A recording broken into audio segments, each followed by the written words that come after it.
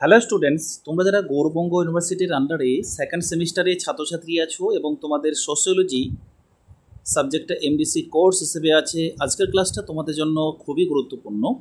আজকের ক্লাসে তোমাদের আলোচনা করব তোমাদের সোশিওলজি এমডিসি পেপার 2 নম্বর মডিউল থেকে ইম্পর্ট্যান্ট একটি 10 মার্কের প্রশ্ন উত্তর নিয়ে আলোচনা করব।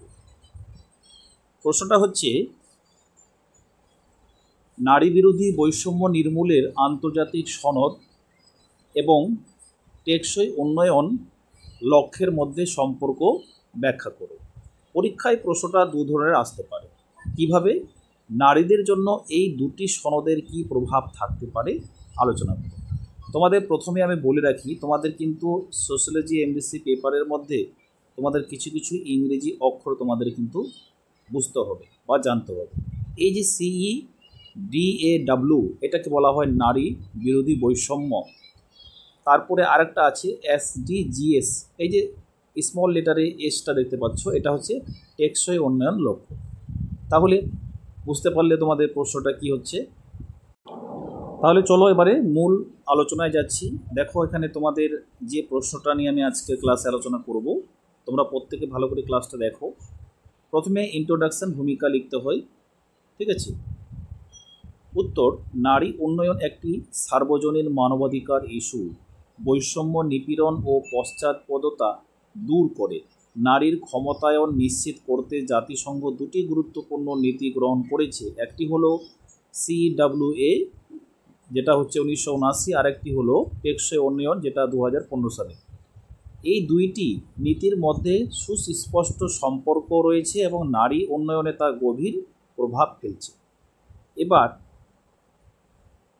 পয়েন্টের মধ্যে, নারীর প্রতি বৈষম্য নির্মূলের আন্তর্জাতিক সনদ, এখানে তোমরা লিখবে CEDAW হচ্ছে এমন একটি আন্তর্জাতিক চুক্তি যা নারীর প্রতি সকল প্রকার বৈষম্য বিলুপ্ত করতে রাষ্ট্রগুলিকে বাধ্য করে। এটি 1979 সালে জাতিসংঘ গৃহীত হয় এবং এতে সদস্য রাষ্ট্রগুলিকে নারী পুরুষ সমানাধিকার নিশ্চিত করার আহ্বান জানানো হয়। আরেকটা বিষয়, সেটা হলো তোমরা যারা স্টাডি ম্যাটেরিয়াল পারচেস করতে চাইছো, তাহলে এই যে স্ক্রিনে দেওয়া নম্বরটি দেখতে পাচ্ছ, তোমরা এমডিসি সোশিওলজি পেপারের ফুল সাজেশন নোটস তোমরা পেয়ে যাবে। তোমরা তোমাদের প্রয়োজন অনুযায়ী এই নম্বরে যোগাযোগ করে তোমরা সংগ্রহ করতে পারো। তারপর দেখো, শিক্ষা, স্বাস্থ্য, কর্মক্ষেত্র, রাজনীতি, পরিবার ইত্যাদি সব ক্ষেত্রে নারীর অধিকার প্রতিষ্ঠা এই সনদের মূল লক্ষ্য। তারপরে পয়েন্ট, নারীর উন্নয়নে টেকসই।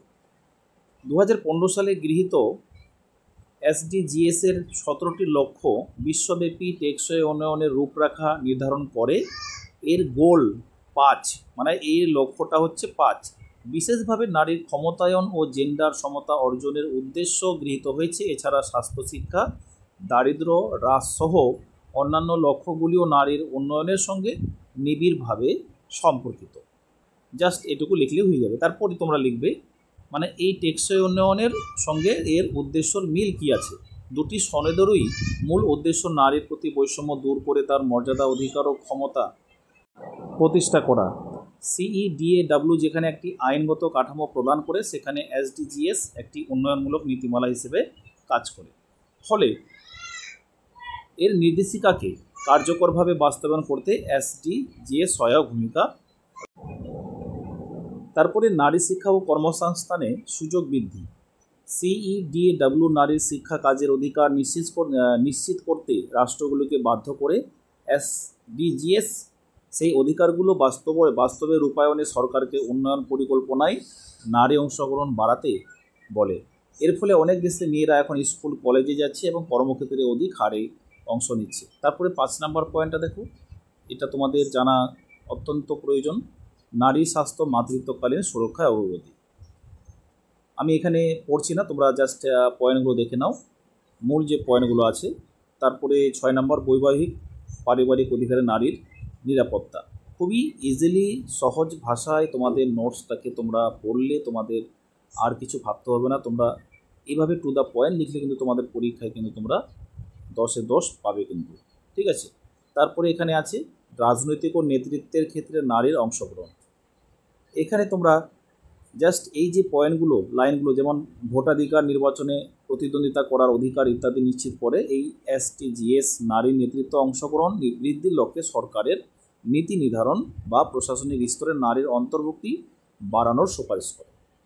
তারপরে 8 নম্বর পয়েন্টটা তোমরা এটা দেখে নাও, এটাও কিন্তু ইম্পর্ট্যান্ট, ঠিক আছে। তারপরে শেষের দিকে আমি উপসংহারটা তোমাদের আলোচনা করব। এই যে CEDAW ও STDS, এই দুইটি আন্তর্জাতিক নীতিমালা নারীর অধিকার প্রতিষ্ঠা ও সমতার ক্ষেত্রে যুগান্তকারী ভূমিকা রেখেছে। এদের যৌথ প্রয়াস বিশ্বব্যাপী নারীর মর্যাদা ও ক্ষমতায়নকে শক্ত ভিত প্রদান করেছে। একটি বৈষম্যহীন, মানবিক ও টেকসই সমাজ গঠনে এদের গুরুত্ব অপরিসীম। তারপর তোমাদের নেক্সট ক্লাসে আলোচনা করব ভারতের সংবিধানে নারীদের মৌলিক অধিকার, নির্দেশমূলক নীতি, ঠিক আছে, কীভাবে নারীদের সুরক্ষা সমতার জন্য সহায়ক করা হয়, এটা আমি তোমাদের আলোচনা করব।